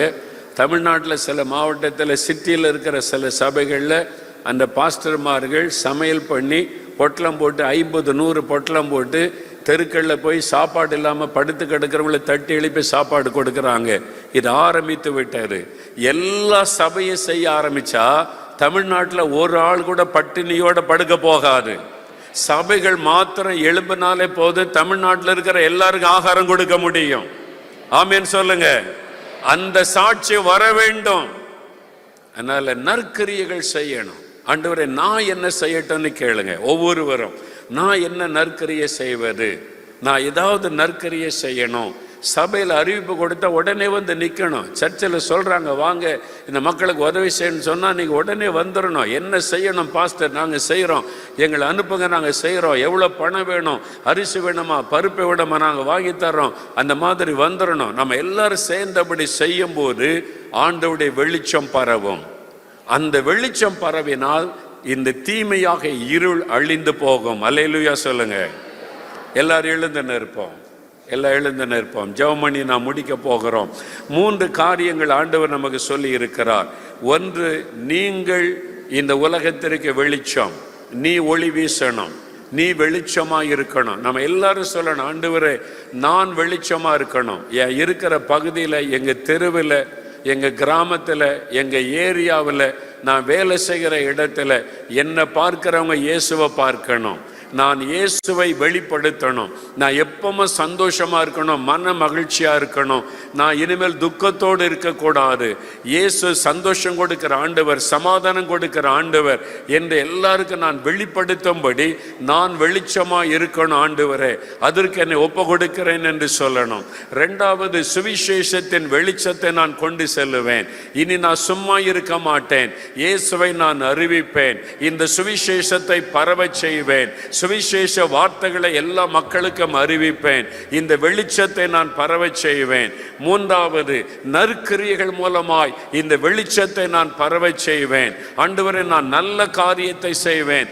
தேவை உள்ள மக்களுக்கு உதவி செய்வேன். பாதிக்கப்பட்ட மக்களுக்கு உதவி செய்வேன். என்னை அதற்கு அர்ப்பணித்துக் கொள்ளுகிறேன். அப்படி சொல்றவங்க மாத்திரம் வலதுகரம் உயர்த்தி ஒரு நிமிடம் ஜெபம் பண்ணுங்க, ஜெபம் பண்ணுங்க, ஜெபம் பண்ணுங்க. எல்லாம் வாய் திறந்து அப்படியே ஜெபம் பண்ணுங்க. ஆண்டவரே என்னை நான் ஒப்பு கொடுக்கிறேன். வெளிச்சம் கொடுப்பதற்காக என்னை ஒப்பு கொடுக்கிறேன். வெளிச்சத்தை பரவ செய்வதற்காக என்னை ஒப்பு கொடுக்கிறேன். இருளின் ஆதிக்கங்களுக்கு முடிவு உண்டாகணும். இருளின் வல்லமைகள் அழிக்கப்படணும். இருளின் சக்திகள் அழிக்கப்படணும். தேசத்திலே காணப்படுகிற பரவி வருகிற இருள் ஒளிந்து போக வேண்டும். இந்த காரிருள் ஒளிந்து போக வேண்டும். அதற்காக நானே வெளிச்சமாக இருப்பேன். நான் வெளிச்சம் கொடுக்கிற மகனாக மகளாக இருப்பேன். நான் வேலை செய்கிற இடத்துல நான் உமக்கு ஒளியாக இருப்பேன். நான் வசிக்கிற கிராமத்தில், தெருவில், எங்க வீதியில நான் வெளிச்சமாய் இருப்பேன். அதற்காக என்னை ஒப்பு கொடுக்கிறேன். ஆண்டவரே என் சுபாவங்கள் மாறட்டும், என் குணங்கள் மாறட்டும். ஆண்டவரே எப்பொழுது நான் மகிழ்ச்சியாக இருந்து இயேசுவின் வெளிச்சத்தை நான் பரவச் செய்வதற்கு என்னை ஒப்பு கொடுக்கிறேன். ஆண்டவரே அப்படி சொல்லுங்க, சொல்லுங்க, ஜெபம் பண்ணுங்க, ஜெபம் பண்ணுங்க. சுவிசேஷத்தை நான் அறிவிப்பேன். ஆண்டவரே சுவிசேஷத்தின் ஒளியை நான் பரவச் செய்வேன். உம்முடைய வசனத்தின் வெளிச்சத்தை எல்லா மக்களுக்குள்ளும் கொண்டு செல்லுவேன். என்னை அதற்காக அர்ப்பணித்துக் கொள்ளுகிறேன். குடும்பமாய் போய் நான் ஊழியம் செய்வேன். குடும்பமாய் போய் சுவிசேஷத்தை நான் அறிவிப்பேன். அதற்காக என்னை ஒப்பு கொடுக்கிறேன். சுவிசேஷத்தின் ஒளியை சென்னை பட்டணம் முழுவதில் நான் பரவச் செய்வேன். அதற்காக என்னை அர்ப்பணித்துக் கொள்ளுகிறேன் என்று சொல்லுங்கள். நற்கிரியை செய்வேன். ஆண்டவரே நல்கிரியை செய்வேன். தேவை உள்ள மக்களுக்கு உதவி செய்வேன். இயேசுவின் அன்பை நான் வெளிப்படுத்தி காண்பிப்பேன். அதற்காக என்னை ஒப்பு கொடுக்கிறேன். அதற்காக என்னை ஒப்பு கொடுக்கிறேன். ஆண்டவரே அப்படி ஒப்பு கொடுக்கிறவங்க வலதுகரம் உயர்த்தி ஒரு நிமிடம் நீங்களே ஜெபிக்கணும். நீங்களே ஜெபிக்கணும். நான் இந்த இருள் விலகணும். தேசத்தை விட்டு காரிருள் ஒளியணும். கர்த்தருடைய வெளிச்சம் இந்த பட்டணத்தில் பிரகாசிக்கணும். சென்னை பட்டணமே பிரகாசிக்கணும். இங்க இருக்கிற அத்தனை கிறிஸ்தவர்களை ஒளி வீச ஆரம்பிச்சா சென்னைக்குள்ள இருளின் ஆதிக்கம் செயல்படவே செயல்படாது. இருளின் ஆதிக்கங்கள் ஒளிந்து விடும். சாத்தானுடைய கிரியைகள் முடக்கப்பட்டு விடும். அதற்கு நான் ஒளி வீசுவேன். எல்லாரும் சொல்லுங்க. அவங்கவுங்க சென்னை பட்டணம் முழுதும் இருக்கிற அத்தனை கிறிஸ்தவர்களை ஒளி வீச ஆரம்பித்தால் சென்னையில் இருக்கிற இருளின் ஆதிக்கங்கள் ஒளிந்து போகும். நீங்களே ஜெபம் பண்ணுங்க. ஜெபம் பண்ணுங்க, ஆண்டவரோட பேசுங்க. நான் ஒளி வீசணும் ஆண்டவரே, வெளிச்சம் கொடுக்கணும். தேங்க்யூ லார்ட், உமக்கு நன்றி. Yes Lord, yes Lord, amen Lord. Thank you Lord, amen Jesus. இனிமேல் வாரத்தில் ஒரு நாள் அல்லது மாதத்தில் ஒரு நாள் குடும்பமாய் நாங்கள் ஃபேமிலியாக என் பிள்ளைகளோட, என் கணவர், என் மனைவி, பிள்ளைகளோட ரட்சிக்கப்பட்ட நாங்கள் குடும்பமாக போய் ஒரு மணி நேரம் அல்ல 2 மணி நேரம் சுவிசேஷத்தை நான் அறிவிப்பேன். கைப்பிரதி கொடுக்கிறதின் மூலம், எனக்கு பேச தெரியாது, ஒரு டிராக்ஸ் கொண்டு போய் கொடுப்பேன். ஒரு வசனத்தை எழுதி வைத்து போர்டில் வைத்து கொண்டு ரோட்டில் நிற்பேன். வசனத்தை போர்டில் எழுதி வச்சு ரோட்டில் நிற்பேன். நான் இந்த வசனத்தை மக்கள் வாசிக்கட்டும்னு சொல்லி, ஆண்டவரே நான் ஊழியம் செய்வேன் குடும்பமாக. எத்தனை பேர் ஒப்பு கொடுக்குறீங்க? அப்படிப்பட்ட அங்கே வல்லதுகரம் வைத்தங்க. எத்தனை பேர் ஒப்பு கொடுக்குறீங்க? இன்னைக்கு ஒரு தீர்மானம், ஆண்டவரே நாங்கள் இனி குடும்பமாக சுவிசேஷத்தை அறிவிப்போம், இயேசுவை மற்றவர்களுக்கு சொல்லுவோம். கைப்பிரதி கொடுக்கிறதின் மூலமாய், ஒரு வசன போர்டு வைத்து கொண்டு வசனத்தை சொல்லுவதன் மூலமாய், ஒரு தெருவில் போய் இயேசுவுடைய சுவிசேஷத்தை அறிவிப்பதின் மூலம் ஆண்டவர் உங்களை பார்த்து சந்தோஷப்படுகிறார். என்னால் அதுதான் அவருடைய விருப்பம். எல்லாரும் சுவிசேஷத்தை அறிவிக்கணும். இனி சென்னை பட்டணத்தில் இருளின் ஆதிக்கம் ஒழிய போகிறது, இருளின் கிரியைகள் அழிக்கப்பட போகிறது. சுவிசேஷத்தின் ஒளி பட்டணத்தையே மறுரூபப்படுத்த போகிறது. இயேசுவின் வெளிச்சம், சுவிசேஷத்தின் வெளிச்சம் சென்னை பட்டணத்தை மறுரூபப்படுத்த போகிறது. இந்த எழுப்புதல் அக்கினி பரவ போகிறது உங்கள் மூலமாக. அப்படியே கரமுயத்தின் ஆண்டவருடைய பிள்ளைகள் ஆண்டவரை ஸ்தோத்தரித்து ஜெபம் பண்ணுங்க. தகப்பனே, இத்தனை பேர் கரமுயத்தை சுவிசேஷத்தின் ஒளியை பரவ செய்வதற்கு அர்ப்பணித்திருக்கிறாங்கப்பா. இப்பொழுது யார் என் காரியமாய் போவார்கள்? யார் என் காரியமாய் போவார்கள்? யார் என் வார்த்தைகளை சுமந்து போவார்கள்? யார் சுவிசேஷத்தை அறிவிப்பார்கள் என்று ஏக்கத்தோடு இருக்கிற தேவனே, இத்தனை பேர் தங்களை அர்ப்பணித்திருக்கிறார்கள். இவர்களை ஆவியானவர் பலப்படுத்துவீராக, இவர்களை வல்லமைப்படுத்துவீராக, இவர்களை பயன்படுத்துவீராக. இவர்கள் மூலமாய் வெளிச்சம் பரவுவதாக. இவர்கள் மூலமாய் சுவிசேஷத்தின் வெளிச்சம் சென்னை பட்டணம் முழுவதிலும் பரவுவதாக. இருள் விலகுவதாக, இருள் விலகுவதாக. இந்த வெளிச்சம் பரவட்டும். உம்முடைய பிள்ளைகளை வல்லமைப்படுத்தி பயன்படுத்தும். அதற்காக ஒப்பு கொடுத்து நாங்கள் செபிக்கிறோம். கர்த்தர் ஜெபத்தை கேட்டதற்காக உமக்கு ஸ்தோத்திரம், உமக்கு ஸ்தோத்திரம், உமக்கு ஸ்தோத்திரம். கடைசியா ஒரு காரியத்திற்கு செபிக்கும்படி ஆவியானவர் ஏவுகிறார். இவங்க ஒளி வீச கூடாதபடி, எழுந்து பிரகாசிக்க கூடாதபடி சாத்தான் சிலருடைய வாழ்க்கையிலே சில அடிமைத்தனத்தை கொண்டு வந்து முடக்கி வைத்திருக்கிறான். அதற்காக ஜெபம் பண்ணி இந்த ஆவியானவர் சொல்லுகிறார். ஒன்று பயம், சிலருக்குள்ள காரணமில்லாத பயம், சிலருக்குள்ள மரண பயம். இதனால ஜெபிக்க முடியல, சந்தோஷமா இருக்க முடியல, எப்பொழுதும் ஒரு பயம். அந்த பயத்தின் ஆவி சிலரை அடிமைப்படுத்தி நீங்கள் பிரகாசிக்க முடியாதபடி அது உங்களை கீழே இழுத்து கொண்டே இருக்கிறாரு. இன்னொரு சிலருக்கு சோர்வு, சோர்பின் ஆவி. ஜோமணி பார்த்துட்ட ஒன்று நடக்கலை. சோர்வு என்கிற ஆயுதத்தை சாத்தான் பயன்படுத்தி சிலரை முடக்கி வைத்திருக்கிறான். ஆண்டவர் இன்றைக்கு அதில் விடுதலை கொடுக்க போகிறார்.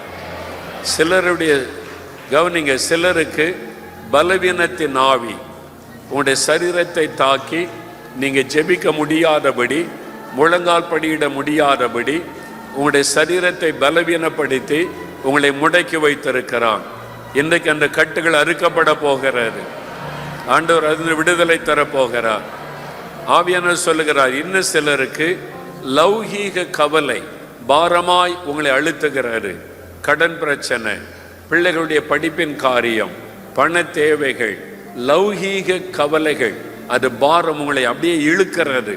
நீங்கள் எழும்பி பிரகாசிக்க முடியாதபடி அந்த கவலைகள், எப்படித்தாலும் கவலை கவலை கவலை. இதுக்கு என்ன பண்ண, அதுக்கு என்ன பண்ண, இதுக்கு என்ன செய்யறது, கடன்காரங்க, இந்த மாதிரி கவலை. ஆண்டவர் சொல்லுகிறார், என் பிள்ளைகள் ஒளி வீச கூடாதபடி முடக்கி வைத்திருக்கிற சாத்தானுடைய இந்த கட்டுகள் இன்றைக்கு அறுக்கப்பட வேண்டும். பயங்கள் விலக வேண்டும், சோர்வு விலக வேண்டும், பலவீனத்தின் கட்டுகள் அறுக்கப்பட வேண்டும், இந்த லௌகீக கவலைகள் எல்லாம் மாற வேண்டும். இன்று முதல் அவருடைய ஆவிக்குரிய வாழ்க்கை மாற வேண்டும். அதற்கு தான் ஆண்டவர் நம்மத்தில் இன்னைக்கு பலமாய் தம் ஆவியை ஊற்ற போகிறார்.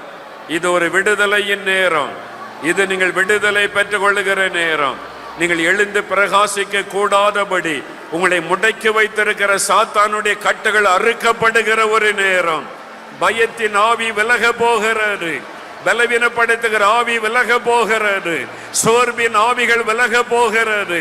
இந்த கவலையை கொண்டு வந்து முடக்கி இருக்கிற சாத்தானுடைய கிரியைகள் இன்றைக்கு அழிக்கப்பட போகிறது. ஆண்டவருடைய வல்லமை இறங்கி கொண்டிருக்கிறது.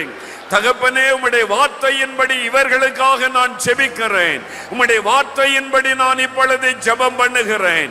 ஹல்லேலூயா, ஹல்லேலூயா, ஹல்லேலூயா. உண்மையாகவே இந்த மாதிரி ஒரு பாரம் என்னை அழுத்துகிறது.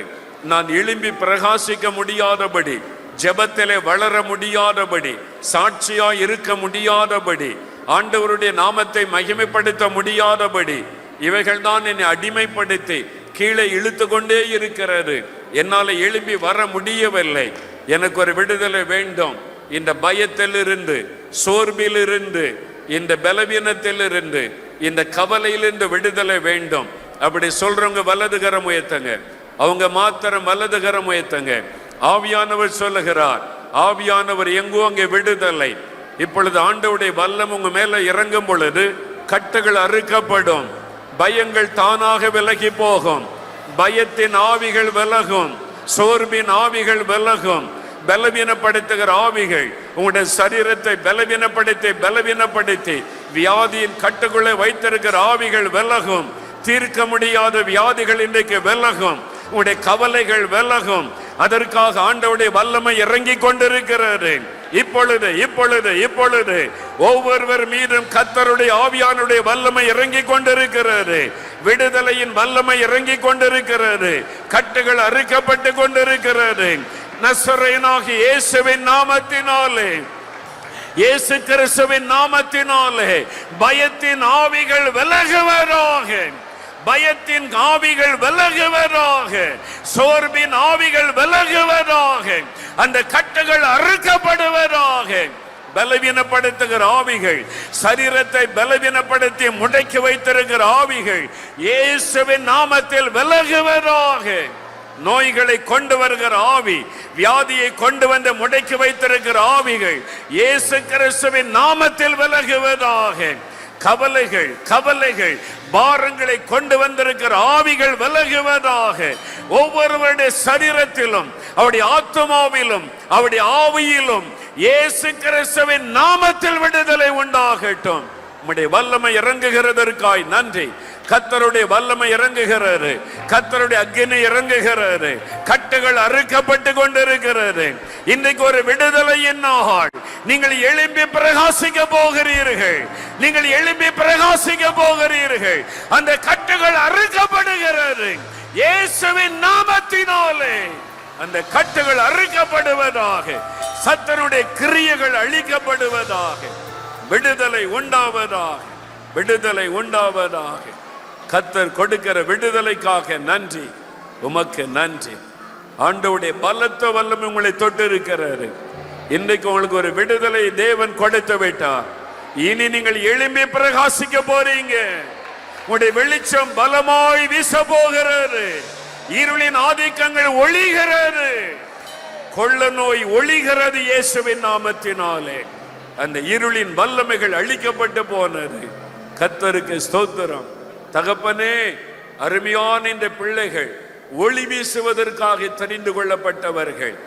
நீங்கள் எழும்பி பிரகாசியுங்கள். கர்த்தருடைய ஒளி வந்தது என்ற வார்த்தையின்படி இனிமேல் இந்த பட்டணத்திலே இருளின் ஆதிக்கங்கள் முடக்கப்படுகிறதற்காய் ஸ்தோத்திரம், அழிக்கப்பட போகிறதற்காய் ஸ்தோத்திரம். உம்முடைய பிள்ளைகள் எழுந்து பிரகாசிக்க போகிறதற்காய் ஸ்தோத்திரம். தடைகளை எல்லாம் கர்த்தர் உடைத்து போட்டு அன்பிற்காக ஸ்தோத்திரம், ஸ்தோத்திரம், ஸ்தோத்திரம். உமக்கே மகிமை செலுத்துகிறோம். இயேசு கிறிஸ்துவின் நாமத்தில் ஜெபிக்கிறோம் பிதாவே. ஆமென், ஆமென்.